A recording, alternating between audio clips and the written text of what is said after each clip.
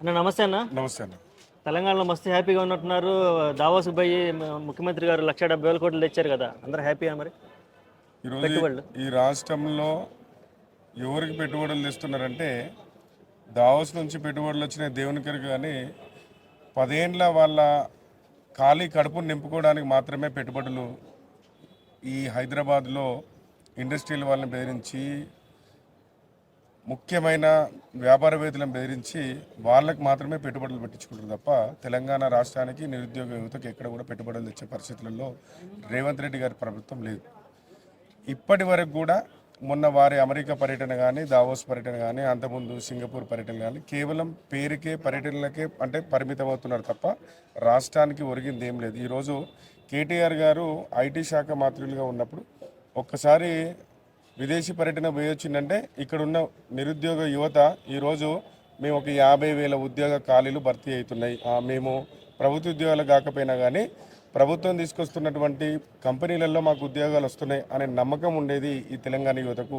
ఇప్పుడు పూర్తిగా నమ్మకం సన్నగిల్లిపోయి రాష్ట్రం పూర్తిగా పక్క రాష్ట్రం అభివృద్ధి చెందుతుందనే గ్లోబల్ ప్రచారము ఈ కాంగ్రెస్ ప్రభుత్వం చేస్తున్నటువంటి కార్యక్రమాలకు నిరుద్యోగ యువత భయభ్రాంతులకు గురవుతున్నారు. కడుపు మంటతో చెప్తున్నారు ఈ మాటలన్నీ. బ్రహ్మాండంగా వాళ్ళు సంబరాలు చేసుకుంటున్నారు, బాగా చేసామంటున్నారు. మొన్న వార్షిక సంబరాలు కూడా చేసుకున్నారు.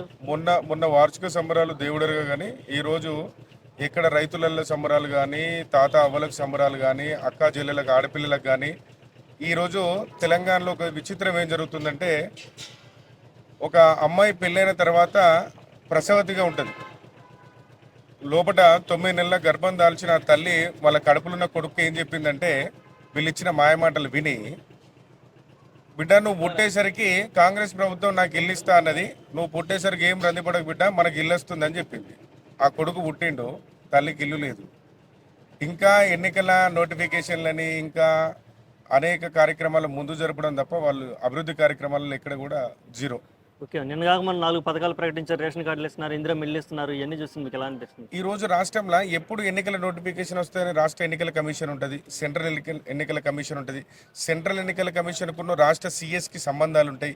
ఎప్పుడు ఎన్నికల నోటిఫికేషన్ విడుదలవుతుంది, మనం ఎప్పుడు పథకాలను ప్రజల్లోకి తీసుకుపోవాలి.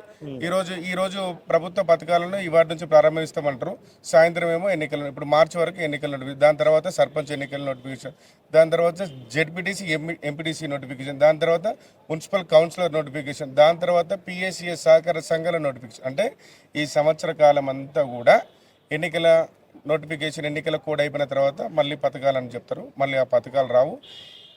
కాంగ్రెస్ ప్రభుత్వం ఏర్పడినప్పుడు మా హుజరాబాద్ నియోజకవర్గమే, వేరే ఎక్కడ మా హుజరాబాద్ శాసనసభ్యుడు యువ నాయకుడు పాడి కౌశిక్ రెడ్డి గారు ప్రభుత్వ విప్పుగా ఉన్నప్పుడు మా హుజరాబాద్కి యువతకి ఎప్పుడో కోరిక స్టేడియం ఉండాలని 10 కోట్ల రూపాయల స్టేడియం తీసుకొచ్చిండు. మా జమ్మికుంటకి డ్రైనేజ్ సమస్య ఉంటే 3 కోట్ల రూపాయల స్పెషల్ ఫండ్ తీసుకొచ్చిండు.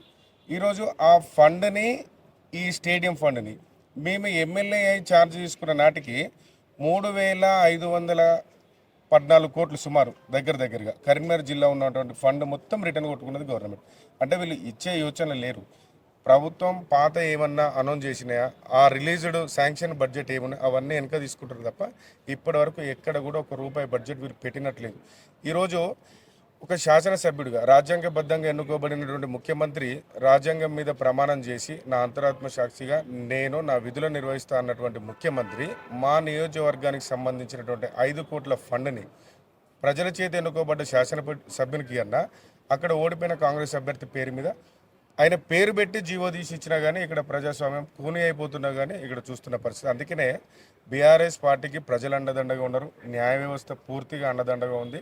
ఈరోజు ఏ కార్యక్రమం తీసుకోవాలన్నా, ఏ కార్యక్రమం ఈ రాష్ట్రంలో చేయాలన్నా కానీ బీఆర్ఎస్ పార్టీకి ప్రజలతో పాటు న్యాయస్థానం మద్దతుతోటి అనేక ధర్నాలు రాస్తారోకులతోటి ప్రజలను చైతన్యపరుస్తూ ప్రభుత్వాన్ని ఎప్పటికప్పుడు ఎండగడుతున్నటువంటి తీరును మీరు చూస్తున్నారు.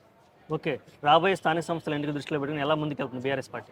నిన్న మనం సోషల్ మీడియాలో చూసినాం, మా ఎమ్మెల్యే గారు కూడా దాన్ని ట్వీట్ చేసి TV9లో ప్రజాపాలన, మన ప్రజల వద్దకు పాలన, ఫామ్ హౌస్ పాలన అనమాట.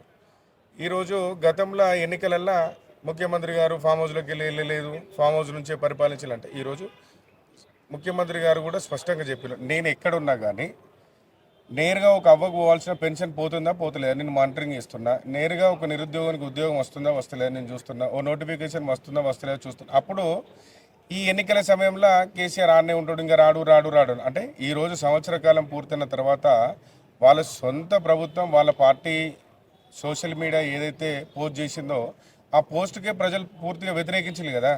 ఎక్కడ కూడా వాళ్ళకి ఆస్కారం లేకుండా పోతుంది. అంటే ఈ రానున్న స్థానిక సంస్థ ఎన్నికలలో కూడా ప్రజలు ఏం ఆలోచించాలంటే ముఖ్యంగా ఈ ఎన్నికలు అయిపోతే మళ్ళీ 5 ఏళ్ళ వరకు 4 ఏళ్ళ వరకు వాళ్ళకి ప్రశ్నించడానికి మనకు అవకాశం లేదు. ఒక్కసారి ఓటేసినాం 5 ఏళ్ళు గప్చుప్ ఉండాలి ప్రజలు.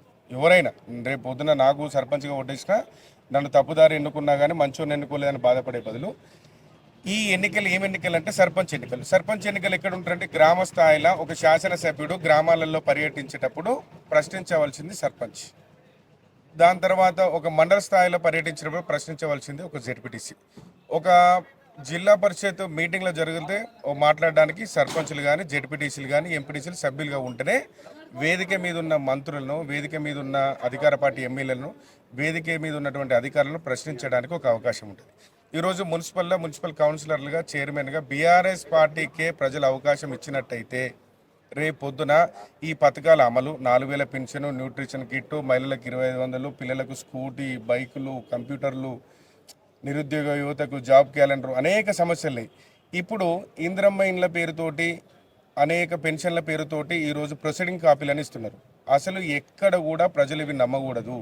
ఇవి మీకు జరగాలంటే ఈ స్థానిక సంస్థ ఎన్నికలల్లో పూర్తిగా బీఆర్ఎస్ పార్టీ బలపరిచినటువంటి స్థానికులైనటువంటి నాయకులను గెలిపిస్తేనే ఈ 4 ఏళ్లలో వీళ్ళను కర్రు కాల్చి వాత పెడితేనే ఈరోజు సంక్షేమ పథకాలు అమలయ్యే పరిస్థితిలో ఉన్నాయి తప్ప, లేకపోతే ఈసారి కూడా మోసపోయినామనుకో ఈ 4 ఏళ్ళు ఎవరు ప్రశ్నించడానికి ఉండదు.